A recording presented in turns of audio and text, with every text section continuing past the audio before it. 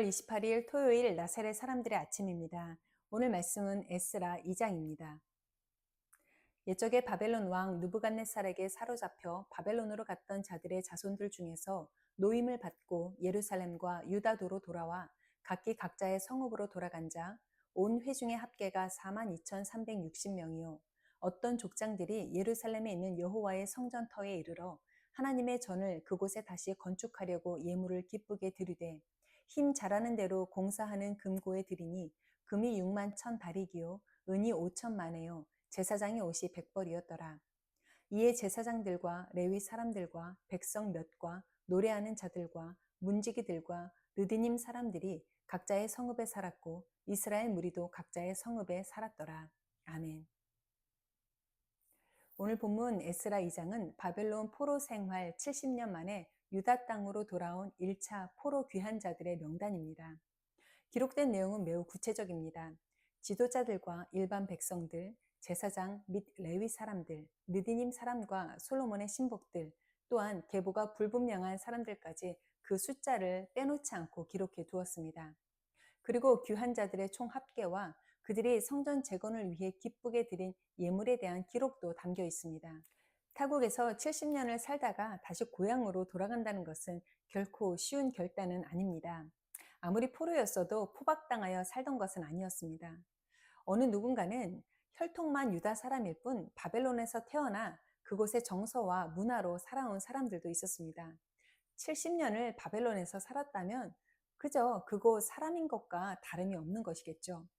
미국에 이민와 살다가 다시 한국으로 돌아가는 여기민을 하는 분들이 계십니다. 그런데 그 중에는 한국에서 몇 달도 살지 못하고 다시 미국으로 돌아오는 경우도 있습니다. 20년, 30년을 이곳에서 살았던 경험과 정서가 한국식 삶과 맞지 않는 것이 이유가 될 수 있고 또한 변화된 고국의 현실에 적응해야 하는 불편함도 있었을 것입니다. 그러나 우리가 미국에 살든 한국에 살든 그것은 개인의 선택입니다. 마찬가지로 고레스 칙령에 의해 다시 고향으로 돌아가는 것도 유다 백성들의 선택이었습니다. 70년이면 고향을 잊을 법도 한 세월입니다. 그러나 과거 선지자들을 통해 예언된 하나님의 약속을 끝까지 믿고 기다린 사람들이 있었습니다. 70년 그 세월이면 하나님의 약속도 잊을 법한 시간이죠. 그러나 분명히 기억하는 사람들이 있었다는 것입니다. 그들은 끝까지 살아남아 고향 유다로 돌아가는 선택을 했습니다.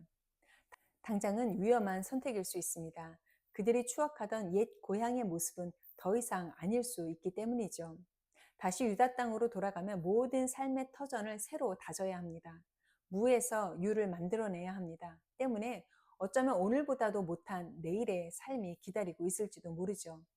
모든 가족이 똑같은 선택을 하는 것도 아닐 것입니다. 이상 가족이 되는 것도 감내해야 하는 부분입니다. 무엇보다 유다 땅까지 광야길을 통과하여 2500km를 가야 합니다. 고향에 도착하기 전에 하나님 나라에 먼저 도착할 수도 있는 것입니다. 다시 고향으로 돌아가면 맘 편히 쉬고 자유를 만끽하는 것도 아닙니다. 폐허가 된 성전을 재건하는 이 노동에 동원이 되어야 합니다. 이 모든 사실을 알고도 그럼에도 불구하고 고향 유다 땅을 선택한 사람들의 귀환입니다. 오늘의 편안함을 버리고 불편함을 선택한 사람들이 집중한 것, 그것은 오직 하나님의 성전이었습니다. 그곳에서 다시 하나님을 예배하고 여호와 하나님을 향한 신앙을 회복하는 것이 고향으로 돌아가는 목적이었습니다. 70년이 지나도 신실하게 하나님의 약속을 붙잡은 자들, 그들이 약속의 땅을 상속받는 것입니다.